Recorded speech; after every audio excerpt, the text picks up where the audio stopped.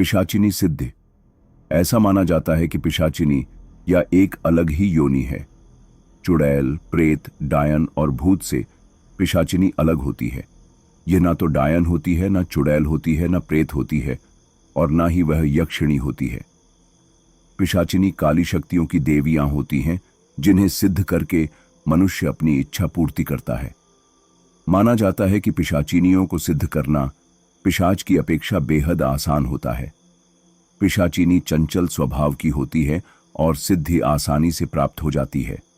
ऐसा भी माना जाता है कि पिशाचिनी सिद्धि के लिए 11 या 11 से अधिक दिन लग जाते हैं, जिसमें एक मंत्र का उच्चारण किया जाता है, जिसके उच्चारण के पश्चात ही आप पिशाचिनी को सिद्ध कर सकते हैं और कई शक्तियां प्राप्त कर सकते हैं। ऐसा भी माना जाता है कि पिशाचिनियां चंचल स्वभाव की होती हैं, इसलिए वह रूप बदलकर मानवों के बीच घूमती हैं और वह मानव को प्रभावित करने से नहीं चूकती। पिशाचिनी की अपेक्षा पिशाचों को सिद्ध करना बेहद कठिन कार्य होता है और वह चंचल स्वभाव के नहीं होते और मानव से दूर ही रहते हैं।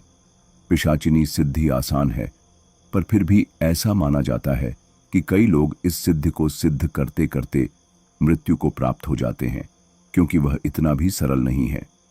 पिशाचिनी को सिद्ध करने के लिए 11 दिन लगते हैं, जिसमें आप न तो मंत्र का उच्चारण को रोक सकते हैं, ना ही उस स्थान को छोड़ सकते हैं, ना स्नान किया जाता है और ना उठकर मलमूत्र त्यागा जाता है। ऐसा भी माना जाता है कि पिशाचिनी को सिद्ध करते करते कई लोग प्राण त्याग देते हैं। पिशाचिनी सिद्धि से जुड़ी एक ऐसी ही कहानी आप सबके समक्ष लेकर आई हूं।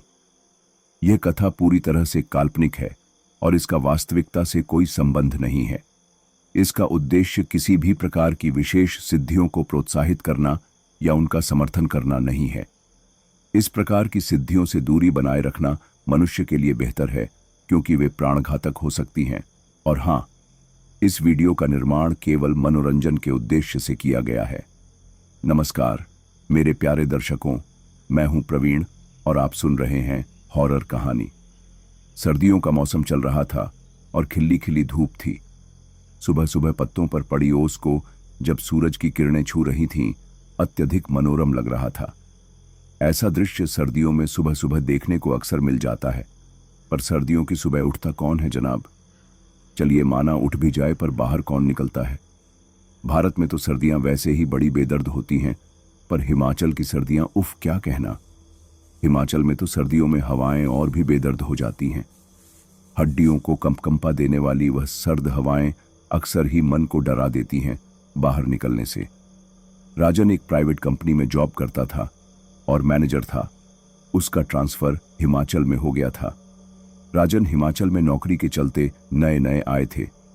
हिमाचल में आने के बाद राजन को एक होटल में रुकना पड़ा, क्योंकि अचानक ही आना हुआ और ना तो हिमाचल में उनका कोई रिश्तेदार रहता था, ना ही उन्होंने कोई घर ढूंढा था। ये पता चलते ही कि राजन को अपने काम के चलते हिमाचल जाना पड़ेगा, तो दोनों ने पैकिंग कर ली राजन के लिए। होटल के कमरे से बाहर निकलने के बाद राजन ने एक लंबी गहरी सांस ली। वह समझ चुका था कि हिमाचल में उसे अब भी बहुत मेहनत करना बाकी है। उसका ट्रांसफर हिमाचल में हो गया था। उसके पूरे परिवार को बाद में आकर उसके साथ ही रहना था। उसके परिवार में उसकी मां और पत्नी है। अपने पिताजी को तो राजन ने बहुत पहले ही खो दिया था। वह करीब 15 साल का था। उसके पिता सरकारी अधिकारी थे। एक दिन वो अपने ऑफिस से घर की ओर लौट रहे थे कि अचानक एक ट्रक आया और उन्हें टक्कर मारकर चला गया। वह वहीं गिर गए और उनके सर पर बहुत गहरी चोट आई, जिसके कारण बहुत सारा खून बह गया। जब तक में अस्पताल पहुंचाए गए, तब तक उन्हें अस्पताल के डॉक्टर ने मृत घोषित कर दिया। राजन की मां पर मानो जैसे बिजली गिर गई हो। अचानक हुए पति की मौत को सह नहीं पाए और जमीन पर धड़ाम से गिरी। पर राजन 15 साल का था। मैं बेशक कमा नहीं सकता था, पर वह यह सब समझ सकता था कि स्थिति क्या है। उसने अपनी मां को संभाला। कुछ समय बाद जब उसकी मां संभाल चुके थे, तब उसके पिता के ऑफिस से ही कोई आए, जिन्होंने उनकी माता को नौकरी करने का परामर्श दिया। उनके पिता की नौकरी पर उनकी मां को मिल गई, जिनकी माता भी बहुत पढ़ी लिखी थी। इसीलिए उन्हें उनके पति के स्थान पर नौकरी में रख लिया गया। राजन ने होटल के रिसेप्शन पर पहुंचकर उसने से पूछा, कि क्या आप मुझे बता सकते हैं, जैसे अगर मुझे घर लेना हो तो मैं किससे कांटेक्ट करूं? रिसेप्शनिस्ट ने बोला, मैं बहुत दुखी हूं, मुझे इसके बारे में कोई जानकारी नहीं है। राजन काफी परेशान हो गया। उसे लगा कि अब वह कहां से किसी प्रॉपर्टी डीलर का कांटेक्ट निकाले। राजन वापस होटल के कमरे में चला गया।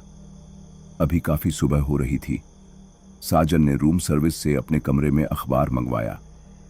राजन ने सोचा कि कहीं नहीं तो कम से कम अखबार में तो कोई एडवर्टाइजमेंट आया ही होगा। वैसे भी राजन को अखबार पढ़ना अच्छा लगता था और अपनी जानकारी को अपडेट रखना भी। राजन अखबार पढ़ रहा था कि अचानक उसे 5वीं पेज के आखिर में दाहिनी तरफ एक एडवर्टाइजमेंट दिखाई दिया। उस पर लिखा था, Harminder Singh properties broking agency. Rajan ने दिए गए नंबर पर फोन किया और अपॉइंटमेंट बुक करा ली। एडवर्टाइजमेंट में जो पता दिया गया था वह पता बहुत दूर का नहीं था। होटल से लगभग 1 किलोमीटर की दूरी पर वह एजेंसी थी। राजन फटाफट रूम सर्विस को फोन करता है और अपना ब्रेकफास्ट अपने रूम में ही मंगा लेता है। राजन फटाफट ब्रेकफास्ट करके तैयार होकर एजेंसी के लिए निकल जाता है। एजेंसी जाने के लिए राजन एक टैक्सी हायर करता है। राजन ने ऑफिस का दरवाजा खटखटाया। क्या मैं अंदर आ सकता हूं? हरमिंदर सिंह बोले। हाँ जी, आइए। राजन ने कहा, मेरा नाम राजन है, मैंने ही आपसे फोन पर बात की थी। हरमिंदर बोले, हाँ जी जी बोलिए, क्या मदद कर सकता हूं आपकी? राजन बोला, हरमिंदर जी, मैं हिमाचल में नया नया आया हूं। हिमाचल में मेरा जान पहचान का भी कोई नहीं रहता है, तो हिमाचल की मुझे कोई जानकारी नहीं है। पर मेरा ट्रांसफर यहां हो गया है और कुछ ही समय बाद मेरा पूरा परिवार यहां पर आने वाला है, तो मैं यहीं पर एक घर लेकर रहने की सोच रहा था। क्या आप मुझे कोई ऐसा घर दिखा सकते हैं जहां पर मैं और मेरा परिवार कुछ समय बाद रहने लगे? हरमिंदर सिंह बोले, राजन जी, फिलहाल तो मेरी नज़र में ऐसा कोई घर है नहीं अभी, पर जब होगा तो मैं आपको जानकारी दे दूंगा। राजन बोला, प्लीज मेरी मदद कीजिए। मैं यहां पर किसी को नहीं जानता हूं और ना ही प्रॉपर्टीज एजेंसी को जानता हूं।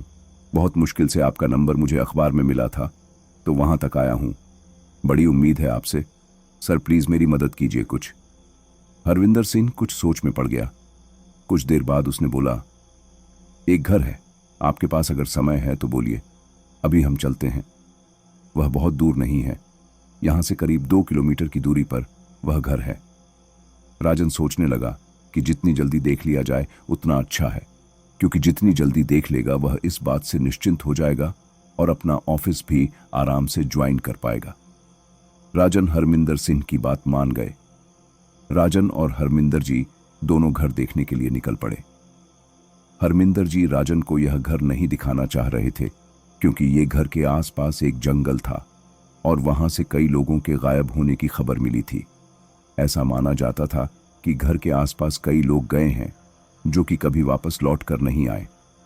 ना तो उनकी कोई लाश ही मिलती है, ना ही उनका कोई पता मिलता है। वह कब कहां कैसे गायब हो जाते हैं किसी को कुछ नहीं पता। वे दोनों लोग अब घर के पास पहुंच गए थे। घर बहुत बड़ा नहीं था, पर देखने में जरूरत के हिसाब से अधिक ही था और खूबसूरत भी। ग्राउंड फ्लोर का बनाया घर 4 कमरों का था। बीच में एक बड़ा सा बरामदा था। बरामदे में बड़ा सा झूमर लगा हुआ था। कमरों के दरवाजों के आसपास कई खंभे लगे हुए थे, जो कि पूरे हॉल को उन कमरों से थोड़ा सा अलग दर्शाते थे। सभी कमरों के दरवाजे इस तरीके से बने थे कि एक कमरे से दूसरे कमरे में जाना बेहद आसान था। घूमकर आपको नहीं जाना पड़ता था। कमरों की दीवारों का रंग हल्का पीला था। एक बड़ा सा किचन जिसका रंग गुलाबी था। वॉशरूम में टाइल्स लगी हुई थी। पूरे घर के फ्लोर पर टाइल्स लगी हुई थी। कमरों में बड़ी बड़ी खिड़कियां की सुंदर डेकोरेटिव बल्ब और लाइट का इस्तेमाल किया गया था। घर बनाने वाले ने बेशक से घर छोटा बनवाया था, पर घर बेहद खूबसूरत बनवाया था। मानो घर बनवाने में उसने अपने घर बनाने के सभी अरमान पूरे कर लिए हैं, जैसे कोई प्यार से अपना घर बनाता है। कमरे काफी बड़े बड़े थे। अब राजन और हरमिंदर सिंह जी घर की छत पर खड़े थे। घर की छत का नजारा बेहद ही खूबसूरत था। इस वक्त शाम हो रही थी। सूरज ढल रहा था और अपनी लालिमा को आसमान के पर्दे पर बिखेर रहा था। आसमान भी सूरज की लालिमा से सुर्ख लाल सिंदूरी हुआ जा रहा और उसके साथ साथ पहाड़ों का नजारा तो उसे अत्यंत ही मनोरम बना रहा था। राजन को घर बहुत पसंद आया वैसे उसे उतना पसंद ना भी आता, बस अब भी उसके लिए हाँ कर देता, क्योंकि राजन हिमाचल में नया नया आया था और उसके लिए यह घर मिलना भी बहुत बड़ी बात थी और उसे जल्दी ही ऑफिस भी ज्वाइन करना था। राजन ने उसी समय निधि को वीडियो कॉल लगाया और उसे घर दिखाने लगा। निधि के साथ वहां उस वक्त मैं भी बैठी थी। उन्होंने भी विधि के साथ घर देख लिया। उन दोनों को भी वह घर बहुत पसंद आया। राजन ने हरमिंदर जी से पेमेंट की बात की और घर को पक्का कर लिया। क्योंकि घर पक्का हो गया था तो राजन ने सोचा कि वही शिफ्ट हो जाए, मां निधि बाद में आ जाएंगे। उस घर के सामने एक घर और था। राजन ने उस घर के बारे में हरमिंदर जी से नहीं पूछा। उस वक्त घर पर ताला लगा हुआ था। राजन अभी आगे के कमरे में बैठा हुआ था। वह बैठे बैठे कॉफी पी रहा था और निधि के बारे में सोच रहा था।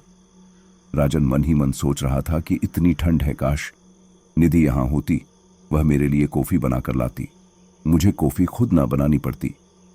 अचानक से राजन की नजर सामने के घर पर गए। राजन ने देखा कि उस घर में रोशनी से, उस रोशनी की वजह से उसे उस घर की खिड़की पर एक परछाई दिखाई दे रही थी।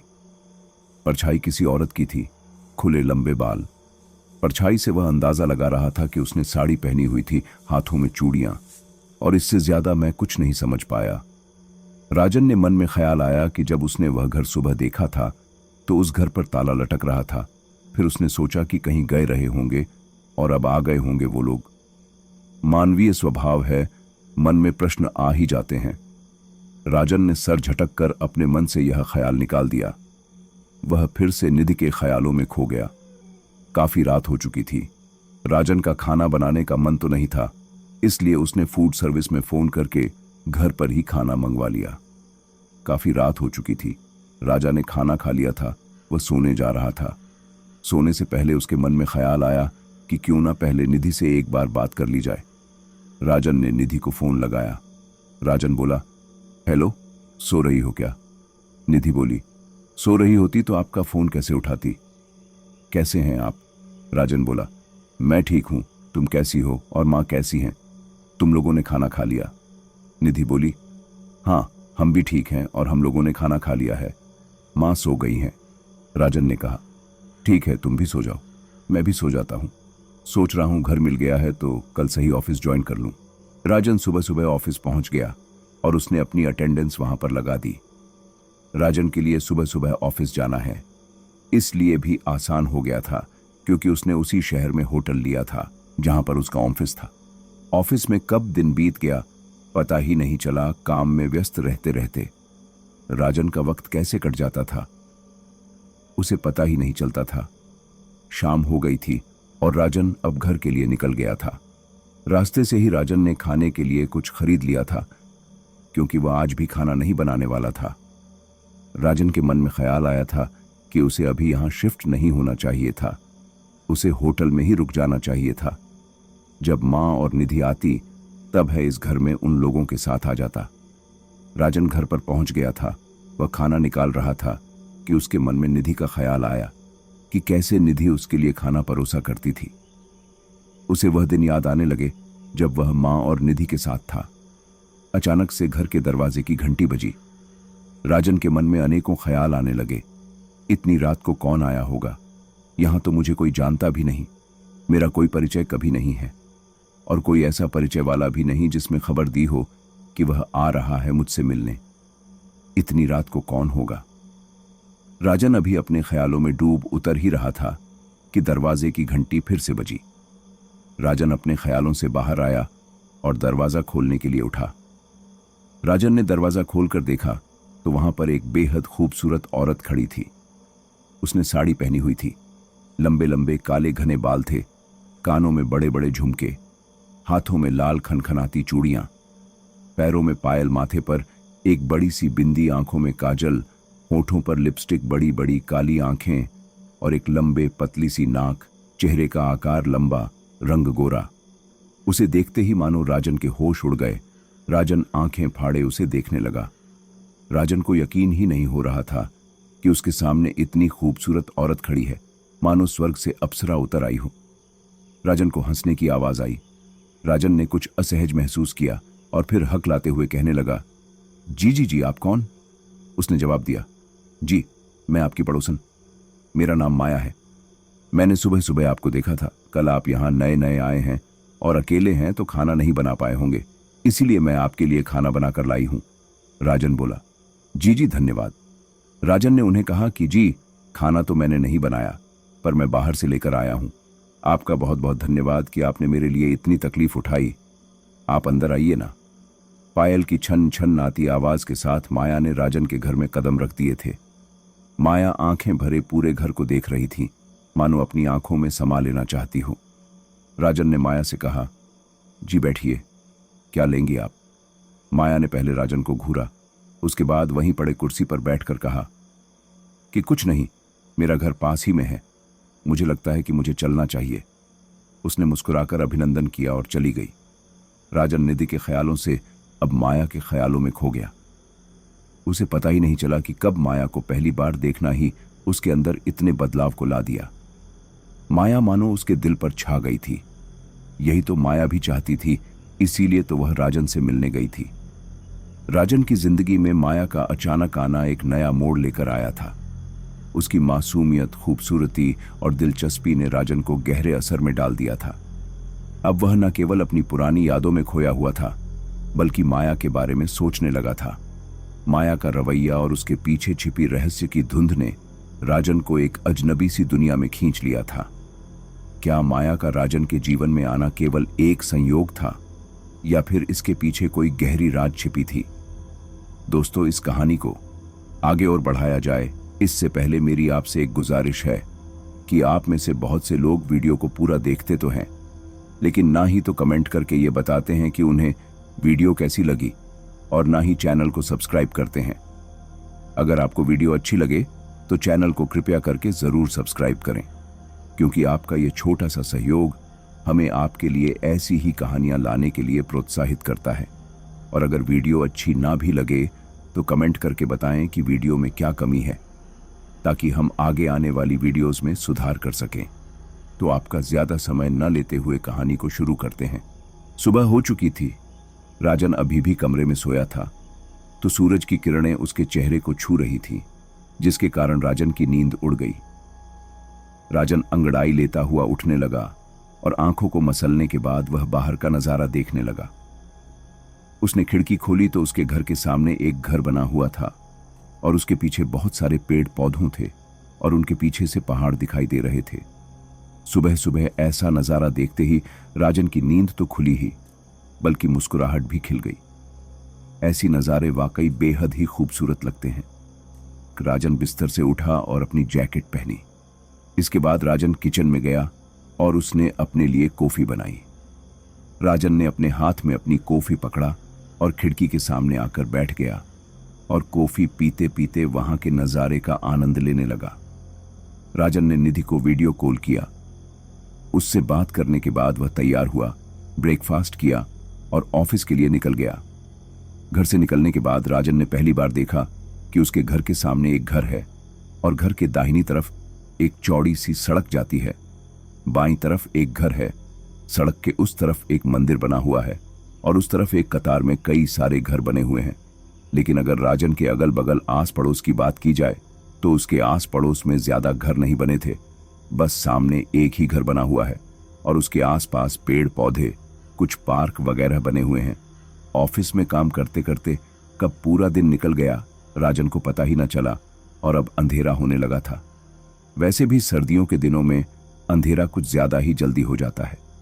दिन छोटे और रातें लंबी हो जाती हैं। राजन ने अपने कैबिन को समेटा और घर की ओर निकल पड़ा। अब तो राजन को वहां रहते हुए लगभग 20 दिन हो चुके थे। राजन ने ऑफिस को समेटा और घर के लिए निकल गया। राजन के घर में कोई ना था और खाना बनाने वाला भी कोई ना था, तो उसने सोचा कि रास्ते से ही कुछ पैक करवा लेंगे। रास्ते में जाते हुए होटल से राजन ने खाना पैक करवाया और घर की तरफ निकल पड़ा। राजन अब अपने मोहल्ले में पहुंच चुका था और घर की ओर आगे बढ़ ही रहा था कि उसने देखा कि घर के बाहर एक लड़की टहल रही है। लड़की ने राजन को देखा और मुस्कुराने लगी। राजन ने भी जवाब में मुस्कुरा दिया। वह राजन की ओर आगे बढ़ी और कहा, हेलो, मेरा नाम अनामिका है, मैं ही आपके पड़ोस में रहती हूं अपने मम्मी पापा के साथ। आपका नाम क्या है? इस लड़की ने बेबाकी से राजन से पूछा। पहले तो राजन उस लड़की को देखकर हैरान हो गया। यकीन ही नहीं हो रहा था वह हिमाचल में आया है। उसे लगा कि किसी बड़े शहर में है। वह छोटी सी लड़की से इतनी बेबाकी से बात कर रही थी, इतनी रात को, और उसे राजन से डर भी नहीं लग रहा था। राजन ने कहा, मेरा नाम राजन है और मैं यहाँ नया नया हूँ। मुझे यहाँ रहते हुए करीब 20 दिन हो चुके हैं। अनामिका बोली। हाँ, मैंने देखा है आपको। तभी किसी की आवाज आई, पीहू पीहू। अनामिका बोली, मैं चलती हूँ, मेरी माँ मुझे बुला रही है। वह मुझे प्यार से पीहू बुलाती है। राजन ने मुस्कुरा दिया और अनामिका वहां से चली गई। राजन अपने घर की ओर आगे बढ़ रहा था, तभी अचानक सारे मोहल्ले की लाइट चली गई। एक तो घना अंधेरा और उस पर लाइट का चला जाना राजन को बहुत गुस्सा आ रहा था, पर कर भी क्या सकता था। उसने अपने फोन की लाइट ऑन की और अपने घर की ओर चल पड़ा। राजन ने अपने घर का ताला खोला और घर में दाखिल हो गया। सामान रखा कि अचानक बिजली वापस आ गई। बिजली के वापस आते ही राजन ने राहत की सांस ली। राजन काफी थक चुका था, इसीलिए पहले जाकर सोफे पर बैठकर आराम करने लगा। कुछ देर बीतने के बाद गया और उसने हाथ मुंह धोया और अपने लिए कॉफी बनाने लगा कि अचानक दरवाजे की घंटी बजी। राजन के कानों से जब दरवाजे की घंटी टकराई तो वह चौंक कर दरवाजे की ओर देखने लगा और उसके मन में सवाल आया कि इस वक्त दरवाजे पर कौन होगा। राजन दरवाजा खोलने गया और दरवाजा खोलकर देखा तो सामने पीहू खड़ी है। राजन बोला, अरे पीहू, इस वक्त यहाँ? पीहू बोली, हाँ, मैं आपके खाने के लिए कुछ लेकर आई थी। आप अकेले रहते हैं ना यहाँ पर? पीहू की आवाज बहुत ही प्यारी थी। पीहू की आवाज में मानो जादू था। राजन मंत्र मुग्ध हो गया पीहू की आवाज सुनकर। पीहू की आवाज में सिर्फ मधुरता ना थी, बल्कि एक खनक थी। वह बोलती थी तो ऐसा लगता था कि पायल की झंकार हो रही है। पीहू ने फिर से कहा, क्या हुआ? पीहू के फिर से कहने से राजन थकान से बाहर आया। उसे होश आते ही उसने कहा, हाँ हाँ, मैं अकेला ही रहता हूं। अरे अंदर तो आओ। राजन ने औपचारिकता दिखाई। पीहू भी मटकते मटकते राजन के घर में दाखिल हो गई। पीहू आंखें फाड़े राजन के घर को गौर से देखने लगी। पीहू काफी छोटी थी उम्र में। अंदाजा से पीहू की उम्र रही होगी करीब 17-18 साल की। देखने में पीहू भी बेहद खूबसूरत थी। गोरा रंग, बड़ी बड़ी आंखें, जैसे उसमें सारी दुनिया समा गई हो। आंखों की पुतलियों का रंग गहरा काला था, गहरा काला जैसे अमावस की रात हो। पीहू के बाल बहुत लंबे और घने थे, एकदम गहरे काले रंग के साथ ही साथ रेशमी भी। पीहू का गोल गोरा चेहरा और उस पर एक छोटी सी नाक और 2 गुलाबी होंठ। अरे वह कहानी सुनी है ना, स्नो वाइट, वैसे ही दिखती है पीहू, न ज्यादा दुबली न मोटी। पीहू की छोटी उम्र उसके रूप में 4 चांद लगा दे रही थी। एक अलग ही खूबसूरती होती है लड़कियों की जब वह किशोरावस्था की ओर बढ़ती है। पीहू भी अभी इसी दौर से गुजर रही थी, तो उसका आकर्षण लोगों को अपनी ओर खींचता था। राजन ने औपचारिकता में पीहू से पूछा कि कॉफी लोगी? कॉफी पीती हो तुम? पीहू बोली, नहीं, मैं कॉफी नहीं पीती, मैं ही बैठ जाती हूं, आप पी लीजिए। पीहू का मासूमियत भरा जवाब सुनकर राजन मुस्कुरा दिया। राजन कॉफी लेकर आया और सोफे पे बैठकर कॉफी पीते हुए पीहू से बातें करने लगा। कुछ देर बाद पीहू वहां से चली गई। पीहू आई थी तो राजन को भी बहुत अच्छा लग रहा था, क्योंकि राजन अपने घर में अकेला था और उसे अकेले रहने की आदत नहीं थी। जॉब के चलते राजन को यहां अकेले आना पड़ा। दरवाजे की घंटी बजी। राजन बार बार दरवाजे की घंटी बजने से परेशान हो रहा था। राजन फिर दरवाजा खोलने गया तो उसने देखा कि बाहर माया खड़ी है। राजन बोला, अरे मिसेज माया, आप इस वक्त? माया बोली, क्या मैं अंदर आ सकती हूं? राजन ने माया को अंदर आने का निमंत्रण दिया। माया अंदर आकर बैठ गई। माया काफी गंभीर लग रही थी। उसने घर को गौर से देखा और फिर राजन को देखा। माया बोली, मिस्टर राजन, मैं इससे पहले भी कई बार आपके घर आ चुकी हूं, लेकिन अब तक मैंने आपको जो बात नहीं बताई है वह मैं आज आपको बताने जा रही हूं। कृपया कर आप रात को बाहर ना निकला करें। मैंने आपको कई बार खिड़की से बाहर रात में झांकते हुए देखा है, तो कृपया कर रात में खिड़की को बंद ही रखें और रात में किसी को घर में आने का निमंत्रण ना दें। राजन को माया की बात थोड़ी अजीब लगी और वह मन ही मन हंस भी रहा था कि यह कैसी बातें कर रही है। पर उसने माया से पूछा कि माया जी, आप ऐसा क्यों कह रही हैं? माया बोली, मिस्टर राजन, यह एक पहाड़ी इलाका है और पहाड़ी इलाकों में अक्सर कई खतरे देखे गए हैं, जैसे कि जंगली जानवर और कई रूहों के भटकने की भी बातें अक्सर पहाड़ी इलाकों में सुनी जाती हैं। पहाड़ों में अक्सर उनकी आवाज़, चीखे और सिसकियां सुनी जाती हैं। तो अगर आप आत्मा में यकीन नहीं रखते तो जानवरों से बचाव के लिए ही सही, कृपया कर आप उन खतरों से अपने बचाव के लिए ही सही घर के अंदर रहे और रात में किसी को घर के अंदर ना आने दे। माया ने अपने हाथ में एक दुर्गा जी की मूर्ति ली हुई थी। उसने वह मूर्ति मिस्टर राजन को पकड़ा दी और कहा कि मैंने देखा है कि आपके घर में अभी कोई मंदिर नहीं है और आपने किसी भगवान की मूर्ति को भी अपने घर में स्थापित नहीं किया है, इसलिए मैं यह दुर्गा जी की मूर्ति आपके लिए लेकर आई हूं। दुर्गा जी शक्ति का प्रतीक है, यह आपकी रक्षा करेंगी। राजन ने दुर्गा जी की मूर्ति ले ली और उसे अपने कमरे के टेबल पर रख दिया। माया बोली, राजन जी, मुझे लगता है कि अब मुझे चलना चाहिए। माया घर से चली जाती है और राजन दरवाजा बंद करके वापस आकर बैठकर खाना खाने लगता है। राजन खाना खाते हुए निधि के बारे में सोचने लगता है। खाना खत्म हो जाता है और वह निधि से बात करने लगता है। राजन बोला, हेलो निधि, कैसी हो? निधि बोली, हम लोग ठीक हैं, आप कैसे हैं? कल की छुट्टी ले रखी है ना आपने? कल हम लोग आ रहे हैं वहां पर। राजन बोला, मेरा भी खाना हो गया, बस अभी अभी। हाँ, छुट्टी ले रखी है, तुम लोग दोपहर तक आओगे? निधि बोली, हाँ, इतना टाइम तो लग ही जाएगा। आप टाइम से पहुंच जाइएगा स्टेशन पर हम लोगों को लेने के लिए। राजन बोला, हाँ हाँ, टाइम से पहुंच जाऊंगा पक्का, तुम लोगों से पहले ही पहुंच जाऊंगा। यार बहुत याद आ रही है तुम लोगों की। निधि बोली, राजन को तंग करते हुए, मां की याद आ रही है या मेरी? निधि हंसने लगती है। इधर राजन भी मुस्कुरा देता है और कहता है, क्या यार निधि, तुम भी ना परेशान करने से बाज नहीं आओगी? तुम दोनों की याद आ रही है, अकेला पड़ गया हूं यहां पर। निधि बोली, अब अकेले कहां जनाब, अब तो कल ही आ रहे हैं हम दोनों। चलिए ठीक है, सोते हैं। बात करते करते कुछ देर हो जाती है। उसके बाद राजन फोन रख देता है। निधि भी सो जाती है। अचानक फिर से दरवाजे की घंटी बजती है। इतनी रात को कौन होगा? फिर से राजन के मन में ख्याल आने लगते हैं। राजन दरवाजे पर लगे लेंस से झांक कर देखता है तो मिसेज माया खड़ी थी। राजन दरवाजा खोलता है। राजन ने कहा, मिसेज माया, आप इतनी रात को? माया राजन के करीब आती है और उसके कान में फुसफुसा के कहती है कि मुझे कुछ बात करनी थी, पर वह बात तो अधूरी ही रह गई, इसलिए वापस आई हूं। माया के इस तरह कहने से राजन कुछ असहज भी महसूस करता है और उसके शरीर में सिहरन भी दौड़ जाती है। माया एक बार फिर राजन के करीब आती है और उसके कान में फुसफुसाते हुए कहती है, मुझे अंदर नहीं बुलाएंगे मिस्टर राजन? राजन हैरानी से मिसेज माया की ओर देखता है और हकलाते हुए कहता है, हाँ हाँ, पर मिसेज माया इतनी रात को आप यहाँ? कोई बात है, कोई खास काम था आपको? माया बोली, ओ कम ऑन मिस्टर राजन। माया अपने हाथ से राजन को हल्का सा धक्का देती है और घर के अंदर दाखिल हो जाती है। माया वहां रखी हुई चेयर पर जाकर बैठ जाती है।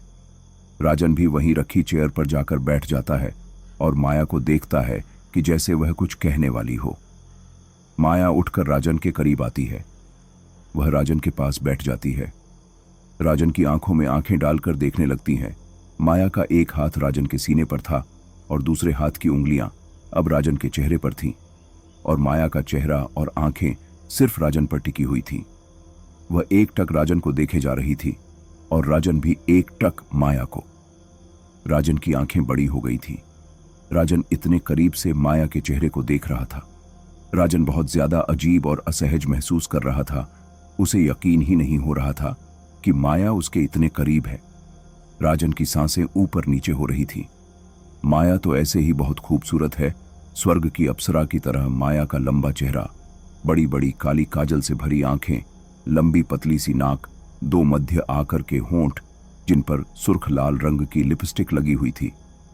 माया का रंग बहुत गोरा था, मानो सफेद में हल्का सा लाल रंग मिला दिया गया हो। उस पर माया ने सुर्ख लाल रंग की साड़ी पहनी हुई थी, जिसके कारण उसका गोरा बदन और भी निखर के आ रहा था। राजन को यकीन नहीं हो रहा था कि स्वर्ग की अप्सरा उसके इतने करीब कैसे आ गई। राजन माया को ऐसे देखकर भूल गया कि वह शादीशुदा है, माया राजन के करीब आने लगी, जबकि वह भी शादीशुदा थी और राजन भी। राजन की सांसों की गति बहुत बढ़ गई थी। ऐसा लग रहा था जैसे कि तेज गति से कोई रेल पटरी पर दौड़ी जा रही हो। वह अपनी धड़कन को महसूस कर पा रहा था और उसे सुन पा रहा था। राजन ने माया को खुद के हल्का सा दूर होकर कहा, पर माया जी, यह सब गलत है, हम दोनों शादीशुदा हैं। तो माया ने अपने दाहिने हाथ की उंगली उसके होंठ पर रखकर उसे चुप होने का इशारा किया। राजन के माथे पर पसीना आ चुका था। माथे का पसीना टपककर आंखों के पास से गुजरता हुआ गालों पर होते हुए गर्दन पर जा पहुंचा था और अचानक उसने देखा कि माया उसके और करीब आ रही है। माया धीरे धीरे राजन की गर्दन की ओर झुकी और उसके होंठ वहां ठहर गए। राजन की आंखें अपने आप बंद हो गईं। वह माया की नजदीकी को अपनी रूह तक महसूस कर रहा था। उसकी सांसों की गर्माहट ने जैसे उसके वजूद को छू लिया हो। टिंग टोंग दरवाजे की घंटी बजी। दरवाजे की घंटी की आवाज जैसे ही राजन के कानों से टकराई तो उसने अपनी आंखें खोली। उसने माया को एक तरफ किया और दरवाजा खोलने के लिए उठा। राजन ने देखा कि सब कुछ सही है। राजन ने जैसे ही दरवाजा खोला, उसे यकीन नहीं हो रहा था। राजन ने अपनी आंखें मली और एक बार फिर से देखा। राजन के चेहरे का रंग उड़ गया। उसका चेहरा पीला पड़ गया। राजन की आंखें बड़ी बड़ी हो गईं। राजन को ऐसे लग रहा था जैसे कि उसके पैरों तले जमीन खिसक गई हो और वह कहीं गर्त में जा गिरा हो। राजन जहां था वहीं जम गया। उसका दिमाग सुन्न पड़ गया। उसके सोचने, समझने, हिलने की क्षमता एकदम खत्म हो गई थी। अचानक राजन को ख्याल आया। उसने अंदर की तरफ देखा। राजन के चेहरे का रंग अब भी उड़ा हुआ था। राजन ने जब दरवाजे के बाहर खड़ी आकृति को देखा तो उसका दिल धड़कना भूल गया। उसकी आंखें उस चेहरे पर टिक गईं जिसे देख वह यकीन नहीं कर पा रहा था। वही चेहरा, वही रूप, लेकिन यह कैसे हो सकता है? वह लम्हा जैसे थम गया। राजन ने भीतर पलटकर देखा। कमरे में सन्नाटा था। जहां माया थी वहां अब कोई नहीं था। दरवाजे पर खड़ा चेहरा धीमे धीमे मुस्कुराने लगा। मुस्कुराहट धीरे धीरे एक डरावनी हंसी में बदल गई। राजन ने घबराकर कदम पीछे खींचे। तभी उसने महसूस किया कि किसी ने उसके कंधे पर हाथ रखा है। वह तुरंत पीछे मुड़ा और जो देखा वह उसकी रगों में लहू को जमा देने के लिए काफी था। उसकी आंखों के सामने दो अलग अलग जगहों पर एक ही चेहरा था, माया का चेहरा। आखिर क्या सच है और क्या माया? क्या राजन इस पहेली को सुलझा पाएगा? क्या यह सब उसके साथ हो रही कोई साजिश है या किसी अनजान ताकत का खेल? सस्पेंस और डर के इस सफर को जानने के लिए तैयार हो जाइए, क्योंकि कहानी अभी बाकी है।